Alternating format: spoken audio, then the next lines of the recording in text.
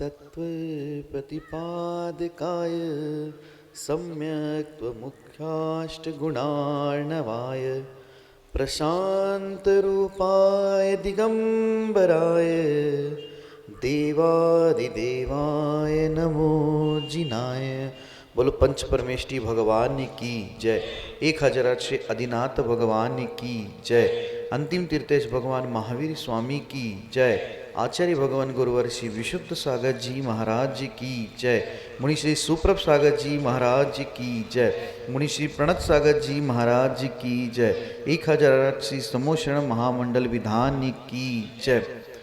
जय जन बंधु, आप हम सभी यहाँ उपस्थित हुए हैं आज के इस सम्यक समाधान कार्यक्रम के लिए। प्रतिदिन की भांति आज हम नए नए विकल्पों को लेके आप तक पहुँचे हैं और उस विकल्पों का सम्यक समाधान मुनि श्री सुप्रभ सागर जी महाराज जी अपने मुखारविंद से करेंगे।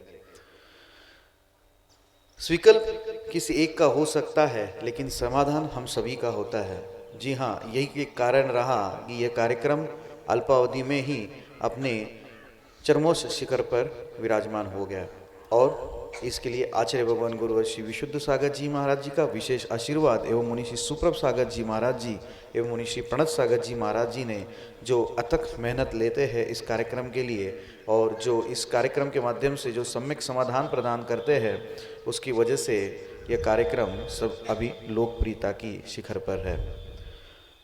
शुरुआत करते हैं आज के इस सम्यक समाधान को। मैं मुनिषि के चरणों में कोटिशा नमोस्तु करते हुए मुनिषि प्रणत सागर जी महाराज को यह विनती करूंगा कि हे स्वामी, आज के कार्यक्रम को गति प्रदान करते हुए संचालित करें। नमोस्तु नमोस्तु नमोस्तु। ओम नमः सिद्धेभ्यो। यस्यक्रवर्ती भुवि पंचमभूत श्रीनंदनो द्वादशको गुणानां निधि प्रभु षोडशको जिनेन्द्र तं शान्तिनाथं प्रणमामि वेदात् तं शान्तिनाथं प्रणमामि वेदात्। पंच परमेष्टि भगवान की परम पूज्य आचार्य भगवंत गुरुवर विशुद्ध सागर जी मुनि महाराज की परम पूज्य मुनि श्री सुप्रभ सागर जी महाराज की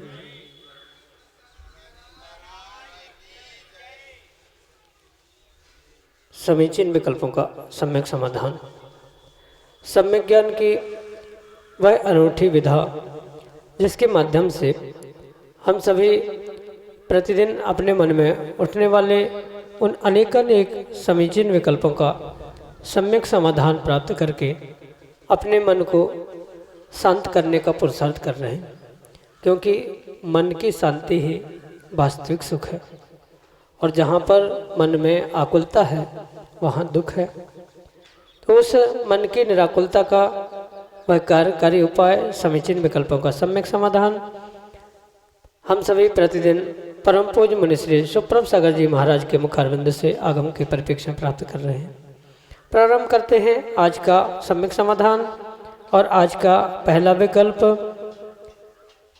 आष्टा मध्य प्रदेश से डॉक्टर मगन जैन परम पूज्य मुनि श्री के श्री चरणों में सपरिवार कोटि कोटि नमोस्तु निवेदित करते हुए अपना समीचीन विकल्प रख रहे हैं कि महाराज जी, जाप के माध्यम से सर्वोत्कृष्ट धर्म ध्यान किस प्रकार से किया जा सकता है।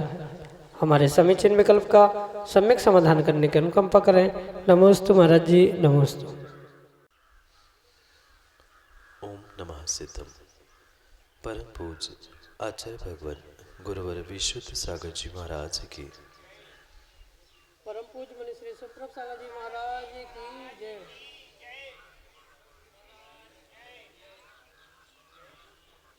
जिनागम में धर्म ध्यान के 4 प्रकार बताए। उन 4 प्रकारों में आज्ञा विचय, विपाक विचय, अपाय विचय और संस्थान विचय, ये 4 भेद बताने पर जो उसमें से संस्थान विषय धर्म ध्यान कहा गया। उस संस्थान विषय धर्म ध्यान को भी 4 प्रकार से समझने की आवश्यकता है। उस संस्थान विषय नाम के धर्म ध्यान को आचार्य भगवंत पिंडस्थ, पदस्थ, रूपस्थ और रूपातीत इन 4 भेदों से समझाते हैं। और जहाँ यह पदस्थ ध्यान प्रारंभ होता है या पदस्थ ध्यान का व्याख्यान प्रारंभ होता है, वहाँ पर ये जाप की भूमिका या उसकी प्राथमिक अवस्था में जाप की भूमिका बन सकती है। क्योंकि जाप करना एक सामान्य धार्मिक क्रिया श्रावक, साधु आदि आदि के निमित्त से देखने में आती है। तो उस क्रिया को धर्म ध्यान के साथ जोड़ने के लिए परिपूर्ण रूप से उसकी विशेषता को समझने की आवश्यकता है। जाप की भी विशेषता और धर्म ध्यान की भी विशेषता। जो धर्म ध्यान के अंतर्गत आचार्य भगवंतों ने वह जो संस्थान विषय धर्म ध्यान के अंतर्गत कहा गया पदस्थ ध्यान है, वह पदस्थ ध्यान एक प्रकार का जाप ही है। पदस्थ ध्यान का अभिप्राय यही है कि आगम के किसी भी मंत्र का पद जो है, चाहे नमो अरिहंताणम हो, नमो जिनाणम पद हो, ओम हो, रीम हो आदि, ये जितने भी बीजाक्षर कहे गए हैं, ऐसे उन बीजाक्षर रूपी पदों को चिंतन में लाना, माला के द्वारा फेरना। ये तो माला में लाना, ये तो सामान्य रूप से जाप हो ही गई, पर जो पदस्थ ध्यान है वह आंखें बंद करते हुए हाथ का, उंगलियों का, होठों का आदि का हलन चलन ना करते हुए जो चिंतन के द्वारा उसे प्राप्त करने का प्रयास चल रहा है, तो वह पदस्थ ध्यान के अंतर्गत जाप की प्रक्रिया को देने वाला हो सकता है। इसलिए वह जो पदस्थ ध्यान है, वह पदस्थ ध्यान के भी प्रकारों को समझना होगा। कहीं पदस्थ ध्यान को आचार्य भगवंत कमल जाप के रूप में स्वीकार करते हैं, कहीं पर शरीर के विभिन्न अंगों पर पदों की रचना करते हुए उनको पढ़ने की संकल्पना कराते हैं। तो ये जो कुछ भी बिना माला और बिना शरीर मन के वचनों के हलन चलन के जो भीतर ही भीतर अंतर्जल्प रूप से सूक्ष्मता से पढ़ा जा रहा है, उसको ही यहाँ पर पदस्थ धर्म ध्यान रूपी जाप को स्वीकार करना होगा। क्योंकि जाप अनेक प्रकार की होती है, बैखरी जाप, मध्यमा जाप, अनुष्का जाप, अंतर्जल्प। उनमें ये जो पदस्थ ध्यान कहलाता है वह अंतर्जल्प के अंतर्गत परिपूर्ण रूप से स्वीकार किया जा सकता है। जैसे कमल जाप में 8 पंखुड़ी और मध्य की करने का प्रत्येक पर ऐसे 12 बिंदु ऐसे गिनते हुए 108 जाप पूर्ण की जाती है। उसका व्याख्यान ज्ञानार्णव जैसे ग्रंथ में है, अमृता सीति जैसे ध्यान ग्रंथों में है, अनेकानेक ध्यान ग्रंथों में उसका विशेष रूप से व्याख्यान भी प्राप्त होता है। तो सामान्य रूप से जाप करते हुए भी अगर उन जापों में हम शरीर की यानी शरीर हो, होठों का हो, जीभ का हो, उंगली आदि का हो, हलन चलन रोकते हुए उसे भीतर ही भीतर करने का अभ्यास कर रहे हैं, आंख बंद करते हुए, उंगली ना चलाते हुए, हाथ पर जो उंगलियों पर जॉइंट पर ध्यान ले जाते हुए उसकी गणना करना, ये भी एक प्रकार का धर्म ध्यान के अंतर्गत या पदस्थ ध्यान के अंतर्गत आने वाला जाप हो सकता है। इस प्रकार से उस जाप के अभिप्राय को समझते हुए अगर उसको पढ़ने का प्रयास किया जा रहा है तो वह परिपूर्ण रूप से जाप भी धर्म ध्यान के अंतर्गत आ सकता है। और व्यवहार से ये जाप करना, पाठ करना, भगवान की भक्ति स्तुति करना कहीं न कहीं परिपूर्ण रूप से वह धर्म से ही जुड़ा होने से वह अभिप्राय से वैसी शुद्धता है, तो वह भी धर्म ध्यान ही कहलाता है। यही आपके लिए सम्यक समझ। देवेंद्र जैन नायक, मानपुर, उत्तर प्रदेश से परम पूज्य मनीश्री के श्री चरणों में बारंबार नमोस्तु निवेदित करते हुए अपना समीचीन विकल्प रख रहे हैं कि महाराज जी, त्याग और दान के भाव से पुण्यबंध होता है। और आपने अपने प्रवचन में कहा था कि त्यागी हुई वस्तु की ओर ध्यान नहीं देना चाहिए, लेकिन यदि हमने उस वस्तु पर ध्यान नहीं दिया और उसका वह वस्तु सही उपयोग में नहीं लगी तो पाप का भागी तो दातार होगा। तो दान का फल सम्यक हमें कैसे मिलेगा? हमारे समीचीन विकल्प का सम्यक समाधान करने की अनुकंपा करें। नमोस्तु महाराज जी, नमोस्तु। ये तो परम सत्य है, जो भी वस्तु त्याग की है या दान दी गई है, उसके बारे में देने वाले को किसी भी प्रकार से विकल्प करने की आवश्यकता नहीं, क्योंकि जो दे दिया सो दे दिया, उसके प्रति हमने ममत्व छोड़ा, तभी वह दान या वास्तविक त्याग हो सकता। माना कि कोई वस्तु दे दी, त्याग कर दी या दान में भी दे दी, पर उसके प्रति मोह लगा है, ममत्व है कि वस्तु का प्रयोग कैसा किया जा रहा है, या वह वस्तु सही प्रकार से प्रयोग में आ रही है कि नहीं आ रही है, वह वस्तु का क्या हो रहा है, धनराशि का क्या हो रहा है, इस प्रकार का अगर हमें विकल्प सता रहा है तो वास्तविकता में वह परिपूर्ण रूप से दान या त्याग की श्रेणी में नहीं आता। इसलिए पहली बात तो इस दान और त्याग को समझने के लिए परिपूर्ण रूप से ये समझना होगा कि हमने उस वस्तु का दान कर दिया, त्याग कर दिया, छोड़ दिया, मतलब छोड़ दिया, उसकी व्यवस्था व्यवस्थापकों के हाथ में है। क्योंकि अगर प्रत्येक स्थान पर वह दी गई दान या त्याग की वस्तु का, क्योंकि त्याग तो बुद्धिपूर्वक अपने व्यक्तिगत रूप से होता है, तो उसमें तो दोष हमें ही लगेगा, और दूसरा कोई व्यवस्थापक दान दिए हुए वस्तु का दुरुपयोग कर रहा है तो उसका परिपूर्ण रूप से दोष उसी व्यक्ति को लगेगा। इसलिए हम ये विकल्प ना करें कि उसका उपयोग करते समय व्यक्ति कैसा कर रहा है, सही मायने से कर भी रहा है कि नहीं कर रहा है, तो ये ना सोचते हुए हमें व्यवस्थित दान देना चाहिए। पर ये भी दूसरी तरफ आचार्य भगवान अवश्य कहते हैं कि कहीं ना कहीं अगर उस दिए हुई आपकी सामग्री का दुरुपयोग किया जा रहा है तो वह दुरुपयोग कहीं ना कहीं आपके पिछले कर्मों से ही संबंधित है। सीधी सी बात इतनी है, जिस प्रकार से धन आया है वह खर्च भी उसी प्रकार से होता है। दान भी देने वाला व्यक्ति दान देता है, कुछ व्यक्ति दान देते हैं तो उनका दान प्रतिमाओं में लगता है, कुछ जीवों का दान भगवान की वेदियों में लगता है, कुछ जीवों का दान संडास बाथरूम पे या पंखे आदि पर नाम लिखने में चला जाता है। तो जैसा पैसे का आय होता है वैसा ही पैसे का व्यय भी होता है। अगर किसी से छल कपट या अन्य किसी ऐसे विपरीत कार्यों से अगर धन संचय किया है या उस सामग्री को इकट्ठा करते हुए दान में दे दिया है तो बिल्कुल उसका वैसा ही दुरुपयोग होगा। पहले ही उसका वैसा तत्संबंध होने के कारण से ही ये सब कुछ ऐसा होता हुआ दिख रहा है। इसलिए कहीं ना कहीं विपरीत उपयोग यानी दुरुपयोग करने के निमित्त से देने वाले को भी दान दोष लगेगा, और जो साक्षात उसका विपरीत प्रयोग कर रहे हैं, दुरुपयोग कर रहे हैं, उन व्यवस्थापकों को तो लग ही रहा है। पर देते समय ये सोचने की आवश्यकता नहीं है ये कैसा करेंगे, क्या करेंगे। कहीं ना कहीं कर्मों का वैसा ही संबंध था। सच्ची संपत्ति जिसकी होती है उसका कभी भी दुरुपयोग नहीं होता।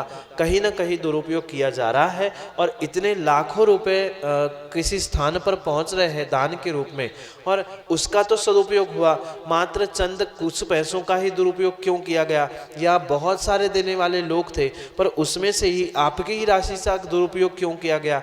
तो कहीं ना कहीं कर्मों का, आपकी राशि का, उस स्थान का और सबका कुछ कर्मों का संबंध हुआ करता है, जिस कारण से ये सब कुछ व्यवस्थाएं बनती हुई या बिगड़ती हुई दिखती है।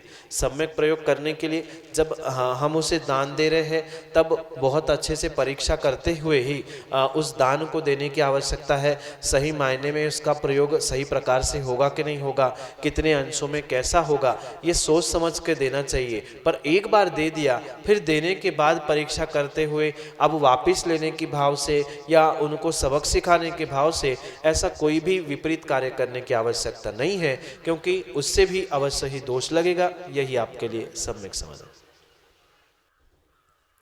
अगले समीचीन विकल्प के लिए हमारे सामने हैं पंडित सौरभ जैन शास्त्री संगानेर राजस्थान से अपने समीचीन विकल्प के साथ। भलाश्री, मेरा प्रश्न है, नार की जीव क्या आहार लेते हैं? यदि लेते हैं तो उनकी क्षमता कितनी होती है? नमस्ते। नरकी जीवों को नरक में भोजन करने की कोई भी व्यवस्था नहीं होती। जैसे सामान्य रूप से मनुष्यों के लिए रोटी, दाल, चावल आदि सामग्री मिलती है, ऐसा कोई भी प्रकार का भोजन वहाँ पर नहीं मिलता। देवों के भी निमित्त से समझे तो देव तो अमृत भोजी होते हैं, और जो पहले दूसरे तीसरे काल में या भोग भूमि में जीते हैं उनके लिए भी वे भोजनान्न आदि आदि जाति के जो वृक्ष होते हैं उनके पास पहुंचकर उनको भोजन मिलता है। पर नरक में जो जीव पहुंचता है न उन नारकियों के निमित्त से किसी भी प्रकार के भोजन की व्यवस्था होती ही नहीं है। रही बात फिर बिना भोजन करके वो रहते कैसे हैं, ये छह डाला में भी आपने पढ़ा होगा कि कई अनाज खाने पर भी पेट नहीं भरता, इतनी उनकी भूख तो होती है पर वहाँ उनके पास खाने के लिए न अनाज है न फल है, कोई भी सामग्री नहीं है।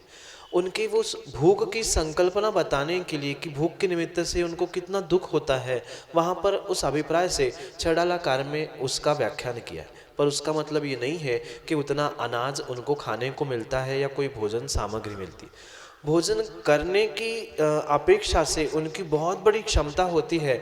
खाने की अपेक्षा से जो छडाला में आप में पढ़ा वो उनकी क्षमता बताई कि इतना खाने के बाद भी उनका पेट नहीं भरता, पर फिर भी उनके पास खाने के लिए कुछ नहीं होता। जब उन्हें भूख लगती है या खाने की इच्छा होती है वे दौड़ते हुए जाते हैं और जो मिट्टी पड़ी होती है नरक की, जो कि बहुत दुर्गंधमयी होती है, ऐसे उस मिट्टी को ही खाने का प्रयास करते हैं, मिट्टी को ही खाते हैं, मिट्टी को ही निकालते हैं। पर वहाँ किसी भी प्रकार से भोजन की कोई भी व्यवस्था बिल्कुल भी नहीं होती है। वह खाना भी पड़े तो मिट्टी ही खाते हैं। जैसे पानी के भी निमित्त, प्यास के भी निमित्त से आपने सुना है, जो सुना है वे परम सत्य है। बिल्कुल वैसी व्यवस्था नरकों में होती है। पानी भी पीने के लिए कहीं नदी में पहुँचे तो वह भी खून बन जाती है, पीप बन जाती है। इसी प्रकार से वहाँ भूख प्यास शमन करने के लिए कोई भी सामग्री नहीं होती। वे मिट्टी को ही खाते रहते हैं, उससे पेट भरने का प्रयास करते हैं, पर फिर भी उनका पेट नहीं भरता। और इतना होने पर भी वे जीवन इसलिए जीते हैं कि वहाँ पर किसी भी प्रकार से अकाल मरण नहीं होता। नारकियों का अकाल मरण नहीं होता। वह जितने भी दुख हो जाए, कितने भी कष्ट हो जाए, उनकी जितनी आयु है वह उनको भोगना ही पड़ती है। वैसा वहाँ का उन शरीरों का, उन जीवों का सहनन ही हुआ करता है। उस सहनन के कारण बिना भोजन के भी वे अपनी पूरी आयु को भोगते हुए ही जीते हैं, बिना भोजन के। यही आपके लिए सम्यक समझ। अगले समीचीन विकल्प के लिए नागपुर महाराष्ट्र से हमारे सामने है अनिल चंदेरिया, साथी अपने समीचीन विकल्प के साथ। मुनि द्वय के चरणों में मेरा, मेरे परिवार का एवं नागपुर समाज का बारंबार नमोस्तु नमोस्तु नमोस्तु। गुरुजी, मेरा प्रश्न ये है कि मेरी जाप माला है स्फटिक सूत्र जामाला, मोक्षार्थी नाम तू निर्मला, तो इसका क्या अर्थ है, इसके क्या फायदा है? नमोस्तु नमोस्तु। जाप करने के लिए अनेक प्रकार की माला हुआ करती है। स्फटिक की माला, धागे की माला, साथ साथ हीरे की, सोने की, चांदी की, कमलगट्टे की, रुद्राक्ष की, अनेक प्रकार की मालाएं हुई करती। वर्तमान में लकड़ी की, काष्ठ की और कांच की, प्लास्टिक की, वो भी मालाएं वर्तमान में देखने में आ रही है। और इन सभी मालाओं में श्रेष्ठ माला कोई है तो उन मालाओं को यहाँ पर समझाने का प्रयास किया। माला फेरने के पीछे का अभिप्राय क्या है, किस कारण से माला फेरी जा रही है, उस पर कौन सी माला फेरनी है, यानी मंत्र का अभिप्राय क्या है, या जो उस मंत्र को पढ़ रहा है, जो जाप कर रहा है, उसके पीछे उसका उद्देश्य क्या है, किस लिए किया जा रहा है, उस पर वह माला का प्रयोग निर्भर होता है। आगम में आचार्य भगवान कहते हैं, माला अगर कोई सर्वोत्कृष्ट फेरने योग्य है सभियों के लिए, सभी कार्य सिद्धि के लिए, तो उंगली पर यानी हाथ पर चलने वाली माला ही सर्वोत्कृष्ट माला कही जाती। उसके उपरांत आचार्य भगवान कहते हैं कि अगर मोक्ष के इच्छुक कोई व्यक्ति है, जिनको मोक्ष को प्राप्त करना है, मोक्ष मार्ग पर चल रहे हैं, ऐसे मोक्षार्थी नाम, जो आपने पद कहा वहाँ पर मोक्षार्थी नाम यानी मोक्ष के इच्छुक जो मुमुक्षु है, मोक्षार्थी है, उनके लिए स्फटिक और सूत्र यानी धागे की माला ही सर्वोत्कृष्ट माला कही गई है, क्योंकि उनका उद्देश्य किसी भी प्रकार से धन दौलत कमाना नहीं है या अन्य कोई साधनों को प्राप्त करना, किसी का वशीकरण, किसी का अन्य विपरीत कार्य, ऐसा कोई भी अभिप्राय ना होने के कारण से उनकी साधना के लिए अगर कोई निर्मल उत्कृष्ट वस्तु है जाप फेरने के लिए, मंत्र फेरने के लिए, तो वह स्फटिक की माला है, और दूसरी वह सूत्र यानी सूत की माला, जिसे धागे की भी माला कहते हैं। इसलिए सामान्य रूप से जिनको मोक्ष को प्राप्त करने की इच्छा है, जिसको मोक्ष की सिद्धि की इच्छा है, वह अपने मोक्ष की सिद्धि के लिए इन दो ही मालाओं से जाप करें, अन्य किसी भी मालाओं से जाप करने की आवश्यकता नहीं है, क्योंकि प्रत्येक जाप माला का, प्रत्येक मंत्र का अपना अपना अभिप्राय बताया गया है कि सोने की माला से फेरने से, मंत्र फेरने से क्या फल मिलता है, या कांच की माला का फल क्या होता है, काष्ठ की माला का फल क्या होता है। तो मोक्ष मार्गियों के लिए और मोक्षार्थियों के लिए अगर सबसे उत्कृष्ट निर्मल कोई जाप है तो स्फटिक सूत्र या स्फटिक सूत्र जा यानी स्फटिक की या सूत्र की ही माला सर्वोत्कृष्ट निर्मल है उनके मोक्ष की सिद्धि के लिए। यहाँ पर इस पंक्ति का इतना सही अभिप्राय है, आपके लिए सम्यक समाधान से। अगले समीचीन विकल्प के लिए भानपुर उत्तर प्रदेश से हमारे सामने हैं सुनील जैन नगर सेठ अपने समीचीन विकल्प के साथ।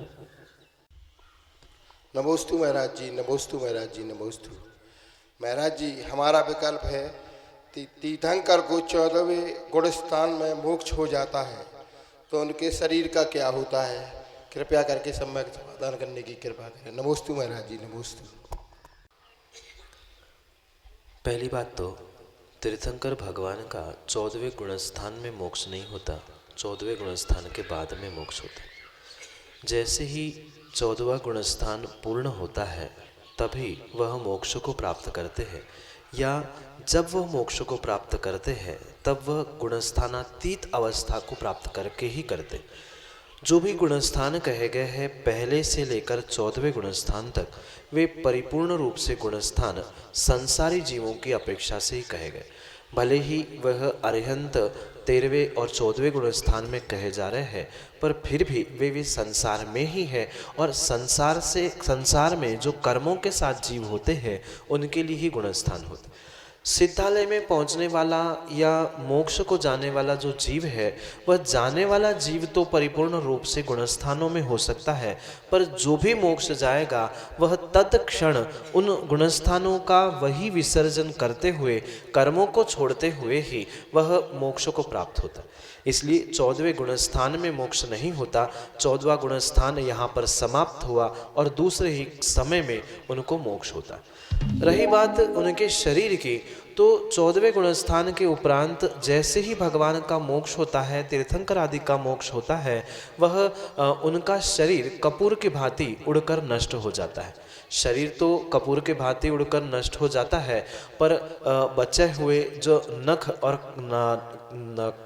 केस होते हैं, वह नाखून और केस मात्र वहीं पर शेष रहते हैं।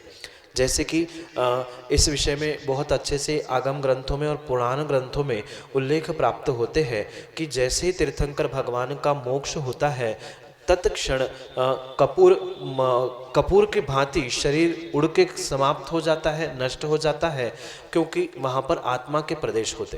पर नख और केस ऐसे होते हैं कि जहाँ पर आत्मा के प्रदेश नहीं हुआ करते हैं, जिस कारण से वे नख और केस वहीं पर पड़े रहते हैं, बाकी कपूर की भांति उड़ के नष्ट हो जाते। और जो पड़े हुए वह नाखून और केस होते हैं, उनको अग्नि कुमार जाति के देव स्वर्गों से आते हैं और वहाँ पर उनका संस्कार करते हुए, उनको भी नष्ट करते हुए पुनः अपने स्थान पर जाते हैं। इस प्रकार से तीर्थंकर या केवली आदि भगवंतों का सामान्य रूप से सामान्य शरीर कपूर की भांति उड़ जाता है और नाखून और केस के संस्कार अग्नि कुमार जाति के देव स्वर्गों से आके कर जाते हैं। इस प्रकार से 14वें गुणस्थान के उपरांत मोक्ष होने से पूर्व इस शरीर की ये क्रिया होती है, जो कि आपके लिए सम्यक समाधान से। रमेश सिंघई अहमदाबाद गुजरात से अगले समीचीन विकल्प के साथ हमारे सामने। स्त्री के चरणों में सादर नमोस्तु नमोस्तु नमोस्तु। महाराज स्त्री, हमारे छोटे बच्चे का बचपन से ही तबीयत ठीक नहीं रहती, उसका क्या कारण है? रमेश जी, जो भी हमारे परिवार के निमित्त से, समाज के निमित्त से या क्षेत्र द्रव्य आदि के निमित्त से जो भी संयोग संबंध हुआ करते हैं, वह कहीं न कहीं कर्मों का संबंध लेते ही हैं। जब तक परस्पर में एक दूसरे के अनादि से संबंध नहीं होते हैं, तब तक एक परिवार, एक घर में व्यक्ति जन्म नहीं लेते। जो भी एक साथ एक परिवार में, एक समाज में रहने वाले जीव है, कहीं न कहीं उनका अनादि काल से कुछ न कुछ संबंध हुआ करता है, जिस कारण से अगली आने वाली पर्यायों में उनके पुनः पुनः संबंध बनते। चाहे निरोग परिवार हो, चाहे धर्मात्मा परिवार हो, या धर्मात्मा कोई घर का कोई एकाध सदस्य धर्मात्मा है, कोई धर्मात्मा नहीं है, कोई रोगी है, कोई निरोगी है, ये जो कुछ भी संयोग बने हैं, ये कहीं न कहीं पिछले पर्याय के निमित्त से बने हुए पुण्य पाप के ही संयोग है। पुण्य जब तीव्र होता है तब घर परिवार का प्रत्येक व्यक्ति निरोग मिलता है। जब तीव्र पुण्य का उदय होता है, घर परिवार का, समाज का प्रत्येक व्यक्ति धर्मात्मा मिलता है। और कोई व्यक्ति धर्मात्मा नहीं है, कोई मंदिर नहीं जा पा रहा है, या कोई बहुत दवाई उपचार करने के बाद भी निरोग नहीं हो पा रहा है, कहीं न कहीं ये सातिशय पाप कर्म का उदय है, जिस कारण से वह घर का कोई न कोई सदस्य अस्वस्थ होता है। मात्र बेटा ही नहीं, अपितु ऐसे भी परिवार होते हैं कि आए दिन कोई ना कोई नया व्यक्ति बीमार होता है। आज ये ठीक हुआ तो कल वो बीमार हुआ, परसों वो ठीक हो गया तो नरसों कोई और बीमार हुआ। ये कहीं ना कहीं पिछली पर्याय के निमित्त से जुड़े हुए कर्मों के संबंध है। उस समय पर कुछ ऐसा नियोग बना था कि आप बीमार थे तो उन्होंने ध्यान नहीं रखा था, या आपके असाता वेदनीय को उदय में आने के लिए वो निमित्त बन रहे हैं। पिछली बार आप उनके असाता वेदनीय को उदय में लाने के लिए निमित्त बने थे। अब इस पर्याय में, इस अवस्था में वही जीव जो जिसके निमित्त से या जिसके लिए आपने असाता को उत्पन्न करने के निमित्त उत्पन्न किए थे, वही जीव आज आपके लिए घर परिवार में जन्म लेते हुए, बेटा भाई आदि बनते हुए आपको असाता वेदनी कर्मों को पुनः उद्घाटित करने के लिए निमित्त बन रहा है। क्योंकि घर में अगर कोई भी बीमार है, उसके स्वास्थ्य की चिंता होगी तो स्वाभाविक सी बात है असाता वेदनी के कारण से ही दुख होगा, और वह दुख है, असाता वेदनी है, तो परिपूर्ण रूप से उस जीव का, आपका कहीं ना कहीं वैसा निमित्त नैमित्तिक संबंध था, जिस कारण से वह आज उदय में आ रहा है। अंतर इतना है कि आज वह उसके निमित्त से उदय में आ रहा है। आज उसके प्रति भी अगर आप विपरीत भाव करोगे कि इसके कारण से मैं कुछ नहीं कर पाता या ऐसा ही पड़ा रहता है, तो हो सकता है पुनः आने वाले समय में वह पुनः आपके लिए असाता के निमित्त बने, या आप उसके लिए असाता का निमित्त बनते रहे। ये अनादि का कर्मों का जो चक्र चल रहा है, उसे कहीं ना कहीं शांत परिणामों से, माध्यस्थ भावों से रोकने की और अलग करने की बहुत बहुत आवश्यकता है, जिसे कि समझने के साथ ही हम दूर कर सकते। इसलिए जो भी घर के सदस्य का या अन्य भी किसी का स्वास्थ्य आदि ठीक है, उसके निमित्त से परेशान हो रहे हैं, तो असाता वेदनी कर्म के उदय से साथ साथ अंतराय कर्म भी है। अगर हम भगवान उनके निमित्त से मंदिर नहीं जा पा रहे हैं तो दर्शनावरणी का भी है, पढ़ाई नहीं कर पा रहे, ज्ञान प्राप्त नहीं कर पा रहे हैं तो ज्ञानावरणी। ऐसे तत्त कार्यों में तत्त कर्मों का संबंध होने के कारण से वैसे कार्य उद्घाटित होते हैं। ये कहीं ना कहीं पाप कर्म सामूहिक रूप से अगर समझे तो पाप कर्मों का ही उदय होने के कारण से ही ऐसा संबंध बना है। आपके ही परिवार में ऐसा बेटा क्यों आया? क्योंकि उसके और आपके दोनों के पाप कर्म एक साथ मिले थे, इस कारण से वह ऐसा ही संयोग बना जो कि ऐसा परिपूर्ण रूप से उन पाप कर्मों के असाता वेदनी आदि कर्मों के निमित्त से ही होता है। यही आपके लिए सम्यक समझ। जय जनबंधु, आप हम सभी लाभ ले रहे थे समीचीन विकल्पों का सम्यक समाधान इस कार्यक्रम का। प्रतिदिन यह कार्यक्रम 5:13 पे YouTube चैनल सुप्रभात के माध्यम से प्रसारित होता है। आप सब लोग घर बैठे YouTube के माध्यम से अपने विकल्पों का सम्यक समाधान प्राप्त कर सकते हैं। अगर आप अपने विकल्प हम तक पहुंचाना चाहते हो तो हमारे व्हाट्सएप नंबर 7548811 870-754-8811। नीचे पट्टी पे स्क्रॉल पे भी यह नंबर चल रहा है, आप उसके माध्यम से अपने विकल्प हम तक पहुंचा सकते हो। samyak.samadhan@gmail.com यह हमारी जीमेल की आईडी है, उसके माध्यम से भी आप अपने विकल्प हम तक पहुंचा सकते हो। मुनीषी के प्रवचन प्रतिदिन शाम को 7:40 पे जिनवा टीवी के माध्यम से प्रसारित होते हैं। आप घर बैठे मुनीषी के प्रवचन के लाभ ले सकते हैं और उस प्रवचन का विषय रत्नमाला ग्रंथ पे ऊपर मुनीषी ने जो प्रवचन किए थे उस प्रवचन के अंश प्रतिदिन शाम को 7:40 पे जिनवा टीवी के माध्यम से प्रतिदिन प्रसारित होते हैं। यूट्यूब चैनल सुप्रभु वॉच को आप जरूर देखें, शेयर करें और लाइक करें ताकि अन्य लोगों को, अन्य श्रावकों को भी इस कार्यक्रम के बारे में, इस चैनल के बारे में पता चले और वो लोग भी लाभ ले पाए। आज के लिए इतना ही। मुनीषी के चरणों में कोटिशा नमोस्तु करते हुए आज के इस सम्यक समाधान के कार्यक्रम को यहीं पे विराम देते हैं। नमोस्तु नमोस्तु नमोस्तु।